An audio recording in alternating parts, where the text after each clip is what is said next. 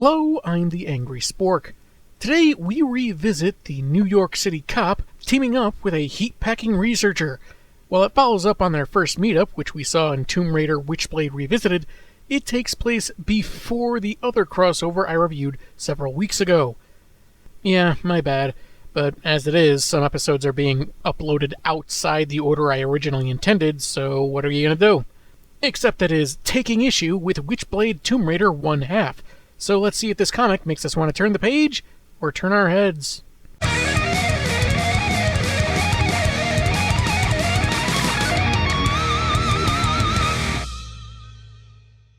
The cover has the title characters among some rocks, Lara looking like she's in motion, and Sara activating the Witchblade, as they both fire off-screen. Eventually, when none of those metal ducks fall backward, they're going to suspect this carnival game is rigged.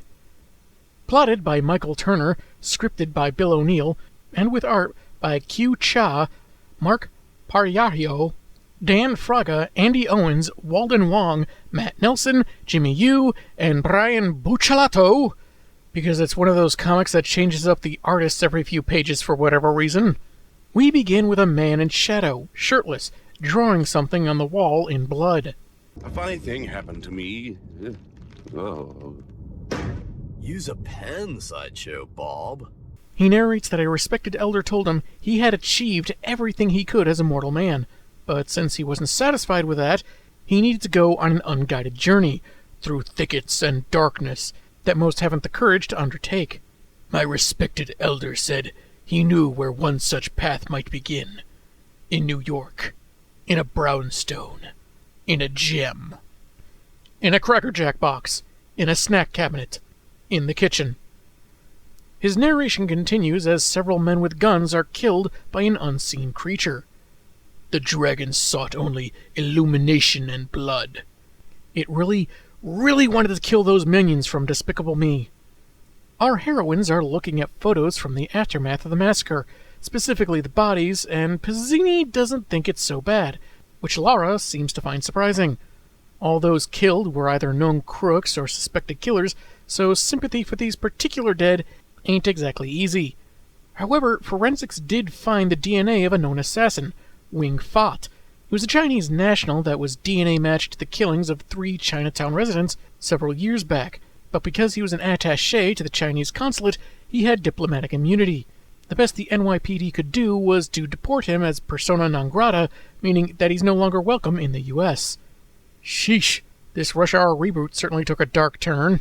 Hell no, he done went too far. Now, Lee, shoot his ass right now, Lee. Shoot his ass! Weird thing is, Fat was always a pro, very clean and efficient, but these new killings are a lot messier, reminiscent of Lucas Maralto's use of the Black Pearl in the first Tomb Raider Witchblade crossover, though this time, for whatever reason, they've replaced the A with another O, so now his name is suddenly Moralto. I'm guessing it's just a typo, but moving on. Lara had that evil gem locked away, right? Right? I might have mixed it up with stuff I was selling on eBay. Not so much for the money, more to make room for my collection of disused amusement park animatronics. I have some very weird hobbies, Sara. Funny story. While she was off on an expedition, the gem was taken from her private gallery. Ah, now you know how it feels. Weird, since the earlier narration mentioned the gem was in New York, and Lara lives in London, where all fictional British people live, so wouldn't her private gallery be, there across the pond? Sara would have liked to have known this, so she could have questioned the old man, but Lara already tried that, finding his 2-week-old corpse. So if you wanted an explanation as to why, at the end of the first crossover, he seemed spry enough to continue his revenge killings, consider those hopes like those mobsters. Dashed to pieces. Really just throwing you into this river without a paddle, aren't they? A cop pops in to say that since Pezzini took the last gruesome murder scene, they're calling her in for a new one in Chinatown. And yeah, it ain't pretty. Though since they're all gangsters, Sara still can't muster any pity for them.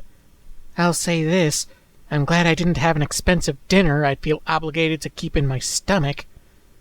But since I had some leftover mac and cheese mixed with diced onions and hot sauce, I'm gonna go find the nearest wastebasket. There is something telling about the victims being organized criminals, again, and the sheer brutality of the slayings that seem to go beyond revenge. They're approached by Detective Chin from Chinatown Division, asking if they have a suspect after the gang had their hearts ripped out and their boss decapitated. The women inform him of Wing Fat's DNA found at the previous crime scene and add that he may have some supernatural enhancements. Supernatural, huh? I take it you don't mean PCP. I'm afraid we do. This is clearly the work of Periwinkle's Carnage Potion.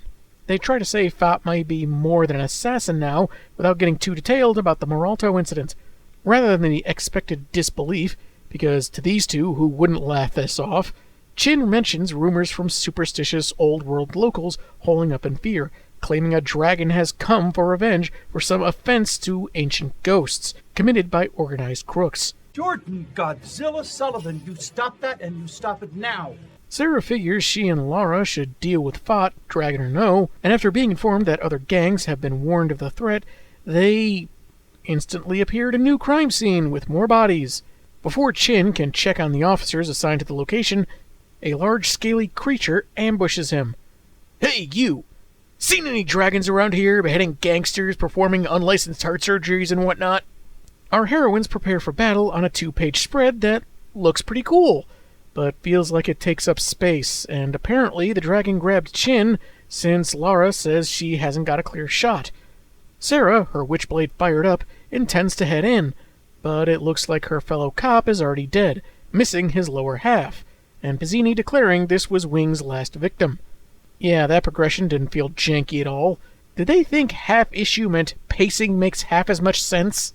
Bullets and fire blasts don't seem to affect the creature, and on the third consecutive 2-pager, Croft takes aim at a convenient tanker truck behind it, telling her friend to prepare to hit the deck. Lara, wait! Don't! There are people nearby! The people are hiding! Are you ready? Besides, the NPCs, they're programmed to run away just out of the range of the explosion. At worst, there'll be a glitch, and they'll pass right through the flames. In my experience, anyway. She hits the tanker, it explodes, and they impossibly survive. And so does Wing Fat, apparently returned to human form, though we barely see him. Not allowing Lara to finish him off, Sara intends on seeing him forever rot in jail for his crimes. Turns out that guy from the beginning, writing in blood, that's Wing, whose closing narration says that he was merely a vessel for the dragon's slaughter, attacking its own enemies, not Wing's. He was little more than a helpless spectator. He cites shame for his part in the killings, admitting that his elder was correct about the path of thickets and darkness, but was not expecting relief at being taken by them, as the comic ends with him having hanged himself. That was Witchblade Tomb Raider 1/2, and wow, stuff sure did occur, didn't it? At under 20 pages, this is a short read, made even shorter by all the 2-page spreads. They yada yada a lot of stuff, not just the Moralto references, but who the main antagonist even is. What had he done that surpassed so many people that still left him empty enough to go on this journey? Why did Lucas have total control of the beast, but Fat didn't? Why is it the old dude had to be carved through the back to return to normal, yet this guy apparently just had it kaboomed out of him? What kind of dragon can't withstand an explosive fireball? I mean, really? And its defeat seemed very easy. A short-lived threat wrapped up in seconds, essentially. It feels like there should be more to this, but they didn't really have anything else. You can piece some things about the story together without them explicitly explaining it.